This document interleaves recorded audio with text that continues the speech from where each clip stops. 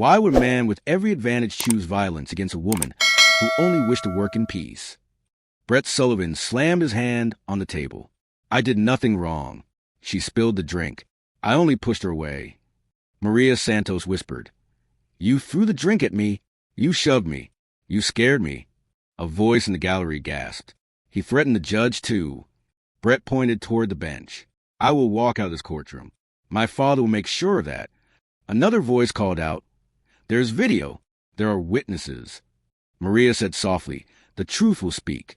Stay to see Judge Caprio's reaction." It was Friday afternoon in Providence Municipal Court, and the room was already tense before the case even began. Brett Sullivan lifted his chin. "I studied at an Ivy League school. I grew up in a senator's home. I do not belong here." Maria Santos breathed slowly. "I work 2 jobs. I raised my child alone. I only want fairness." One witness whispered, "He acted like the world belonged to him." Another said, "She never raised her voice. She only tried to work." A third added, "We all saw everything." The judge glanced across the courtroom. Privilege stood on one side. Justice waited on the other.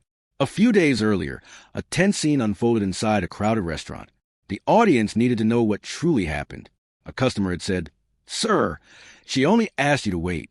Brett shouted, "I do not wait for anyone. Bring my order now." Maria replied with calm strength, "I will serve you as soon as I can." Brett hurled his drink. "You are useless." The drink splashed across the floor, and he shoved her back.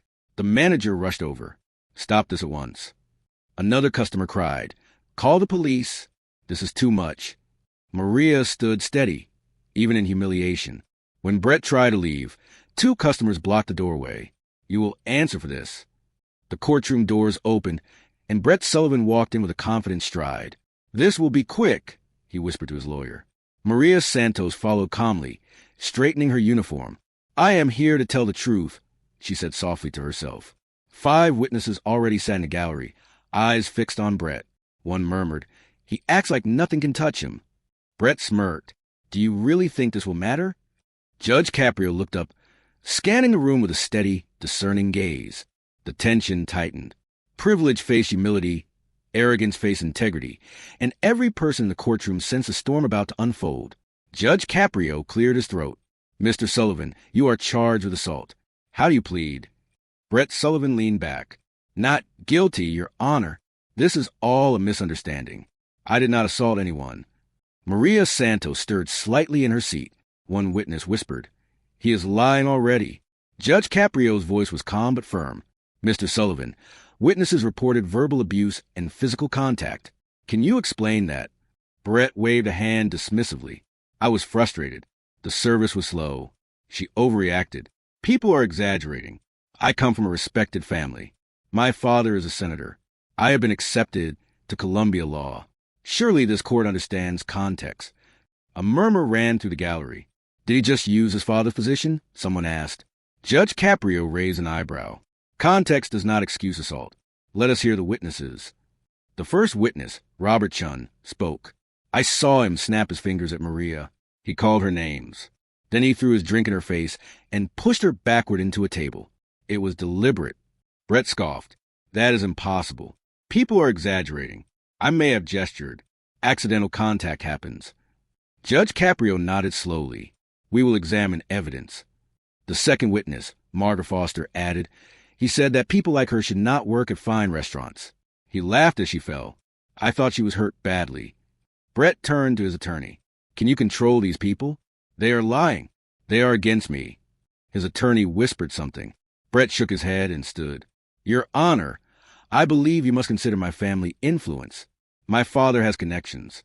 This could ruin everything if it is misinterpreted." Gasps filled the courtroom. Whispers echoed. "He is threatening the judge." Judge Caprio's tone sharpened. "Mr. Sullivan, influence does not grant immunity. The law applies equally. I expect the truth." Brett's confidence wavered, but he pressed on. "I am a Yale graduate. I will be attending Columbia law. A conviction here would destroy my legal career. Surely you do not wish to end my future over a minor misunderstanding." Maria's voice trembled slightly, but remained firm. "This is not minor.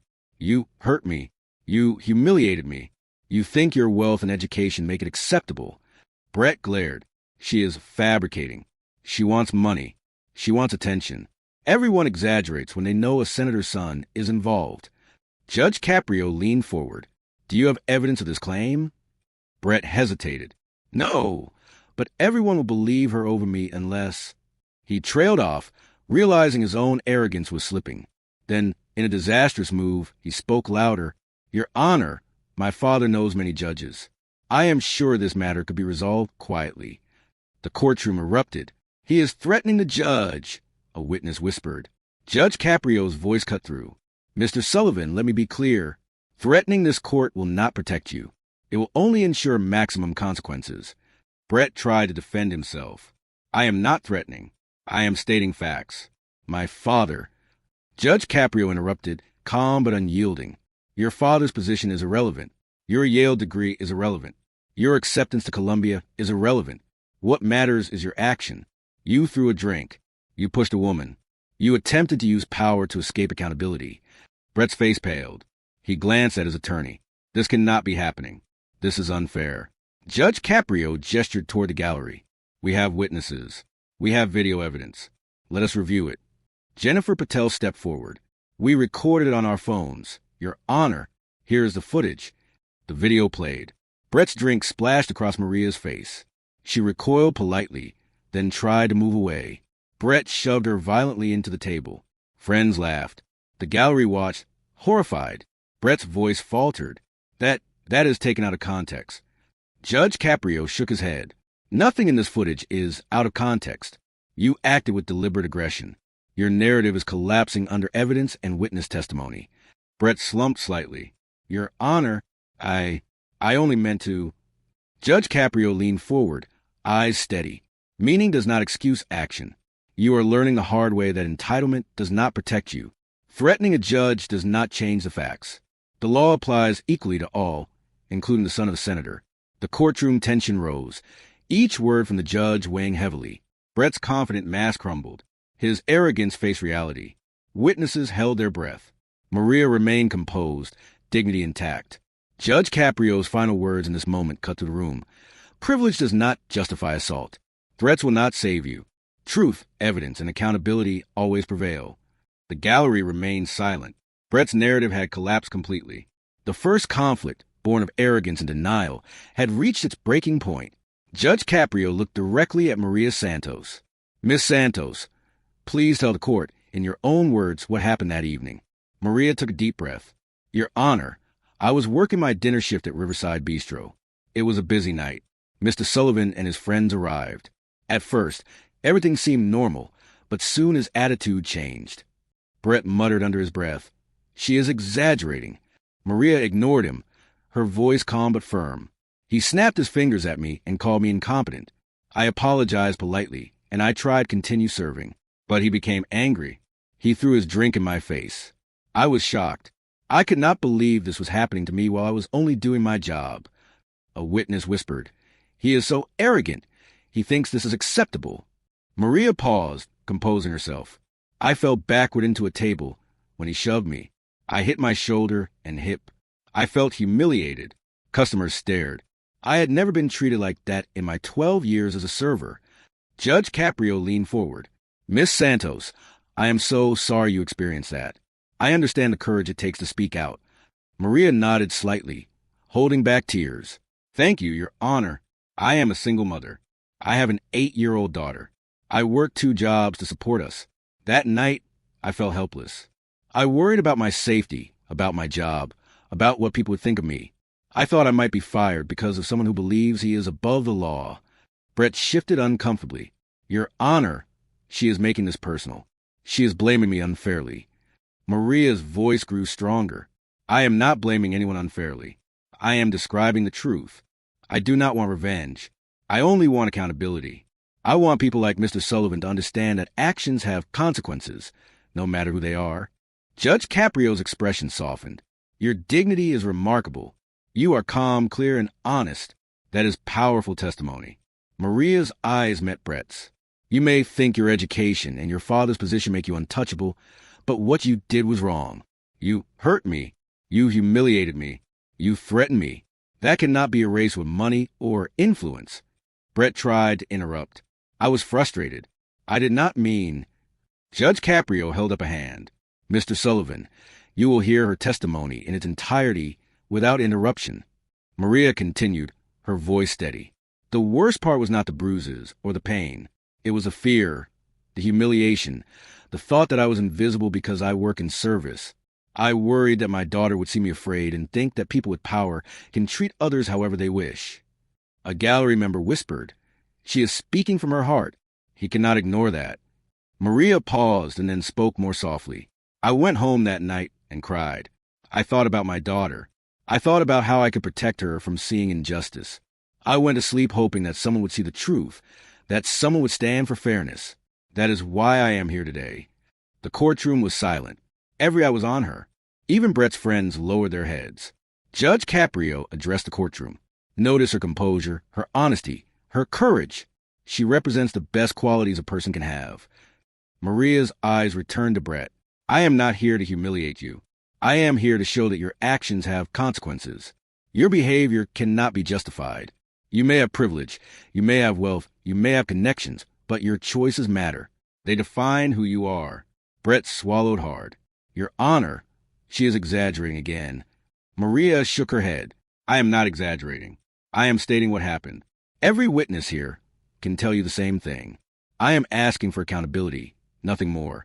Judge Caprio nodded, his voice gentle but firm. Miss Santos, your testimony is clear, honest, and deeply moving. Thank you for standing here, for speaking the truth despite the fear, despite the embarrassment, despite the power imbalance.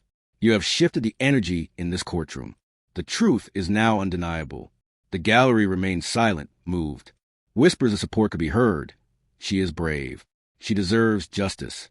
Maria's final words were directed to Brett, calm but unwavering. I ask you to understand that the law does not bend for anyone, not for the son of a senator, not for a Yale graduate. Actions have consequences. I hope you learn that before it is too late. Judge Caprio sat back slightly, letting the weight of her words sink in. The emotional peak had arrived. Brett's arrogance faced a resilience. The courtroom atmosphere shifted. The balance had begun to turn. The courtroom doors opened suddenly. Senator Thomas Sullivan entered, his face pale and tight with tension. I cannot believe this is happening, he muttered under his breath. Judge Caprio's eyes followed him steadily. Senator Sullivan, please take a seat and address the court if you wish. The gallery murmured. Brett looked shocked, unsure whether this was support or further scrutiny. The senator cleared his throat. Your Honor, I am Thomas Sullivan. I never imagined my own son would behave like this. I am embarrassed, ashamed, and deeply concerned about the gravity of his actions. Brett's voice cracked.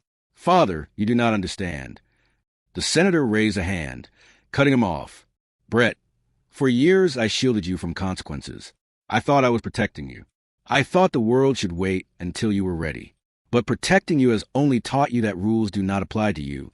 And now, look at the pain you have caused, not just to the victim, but to our family, our reputation, and yourself. Brett's shoulders slumped. I did not mean to... Senator Sullivan shook his head. No, you did mean to... Brett, and the time has come to face the truth.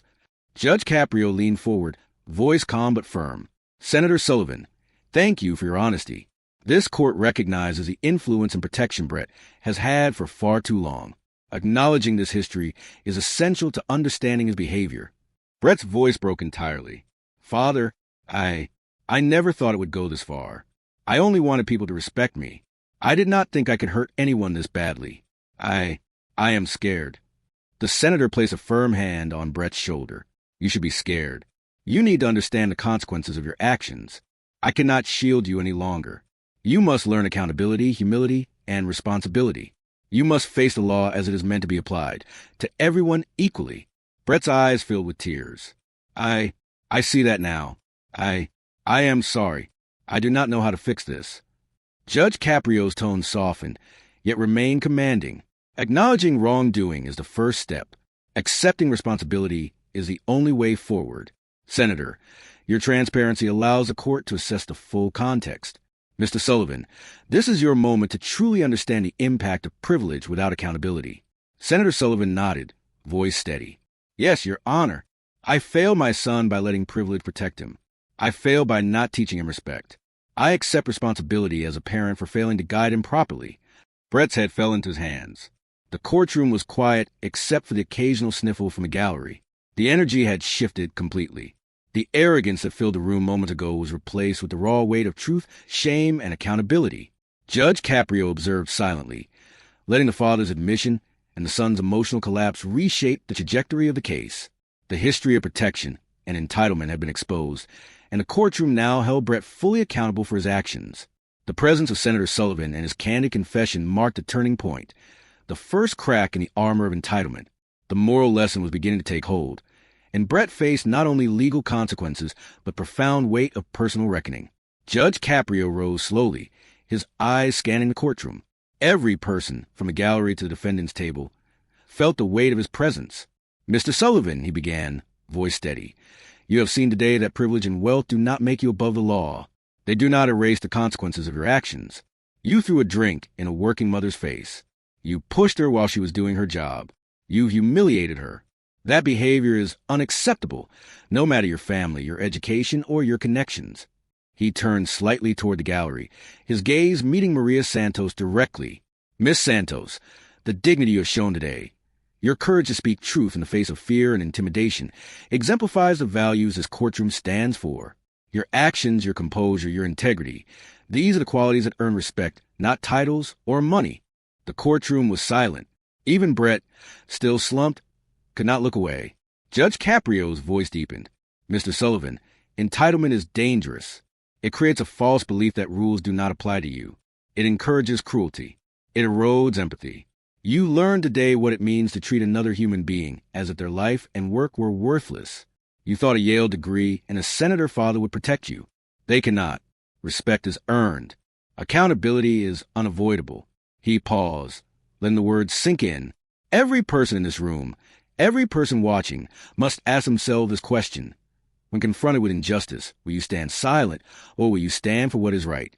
You, the bystanders, the witnesses, made the right choice. You ensured that truth and fairness prevailed. That is why this court exists, to remind everyone that justice is not reserved for the powerful, but is the right of all.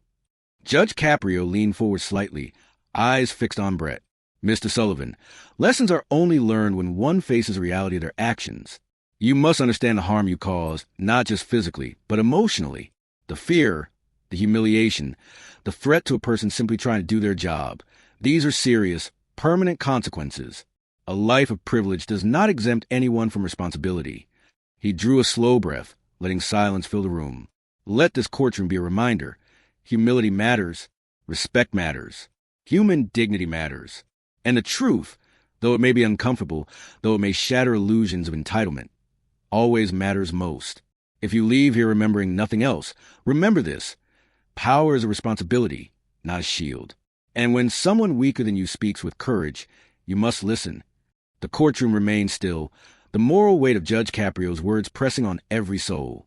The shift in energy was undeniable. The moment was solemn, transformative, and deeply human. Judge Caprio straightened behind the bench, his voice firm and unwavering. "Mr. Sullivan, this court has heard all testimony, reviewed the evidence, and considered your actions carefully. The assault on Maria Santos was deliberate. Your attempt to use your father's political position to influence this court is unacceptable. You will face the full consequences of your behavior." Brett's eyes widened, his earlier arrogance fading. "Your Honor, please." "I did not." Judge Caprio raised a hand. "You will have your chance to appeal, but right now, justice must be served." He continued, voice deliberate. "You are sentenced to 6 months in county jail. 5 months of that sentence are suspended, but you will serve 30 days immediately.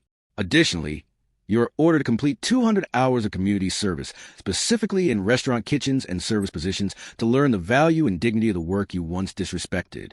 Brett swallowed hard, shaking. 30 days? I cannot, Your Honor. This will ruin everything." Judge Caprio's gaze was steady. "You can and you will. Furthermore, you're ordered to pay Maria Santos $5,000 in restitution for injuries, lost wages, and emotional distress. You will attend mandatory anger management and substance abuse counseling. You will also write a formal public apology to Ms. Santos, to be published in the Providence Journal." A whisper ran through the gallery. Maria's shoulders relaxed slightly, relief evident on her face. Judge Caprio paused and added, Mr. Sullivan, you mentioned your acceptance to Columbia Law School. The court will forward a full transcript of these proceedings, including the video evidence and your attempt to threaten this court, to the admissions office. They must decide if you demonstrate the moral character necessary to practice law. Your actions today have jeopardized that path. Brett's face went pale, his voice barely audible.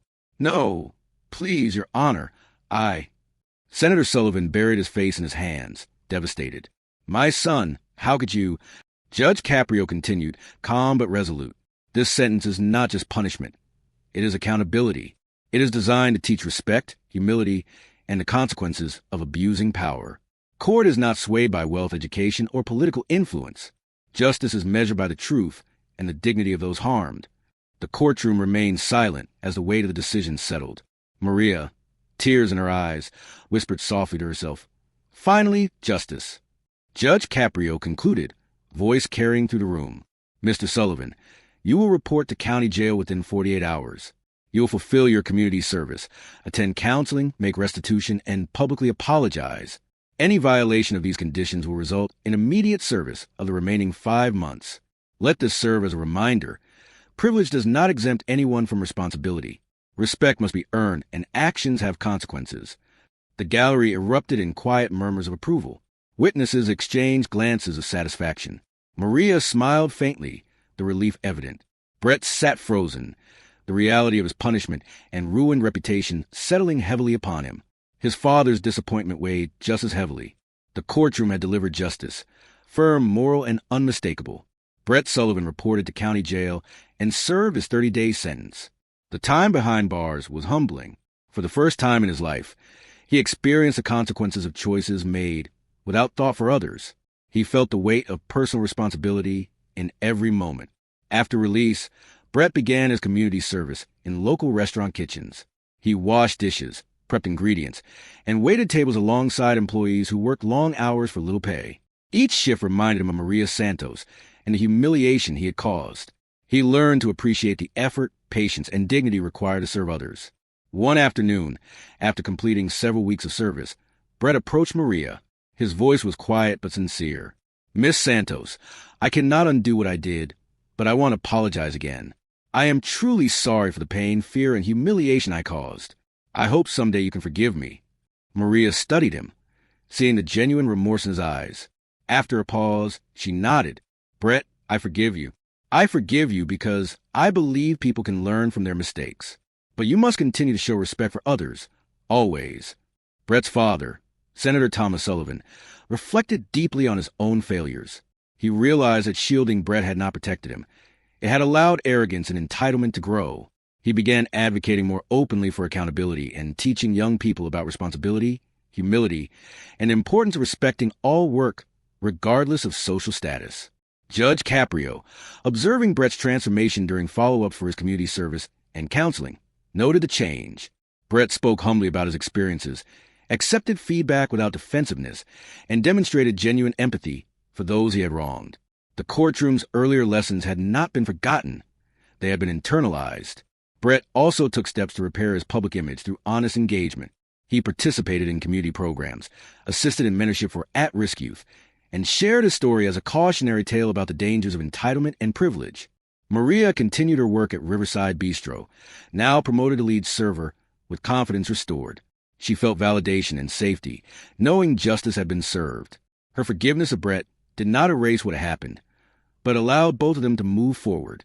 In the end, Brett Sullivan's life had been forever altered, but through accountability and reflection, he began a slow, steady path toward redemption.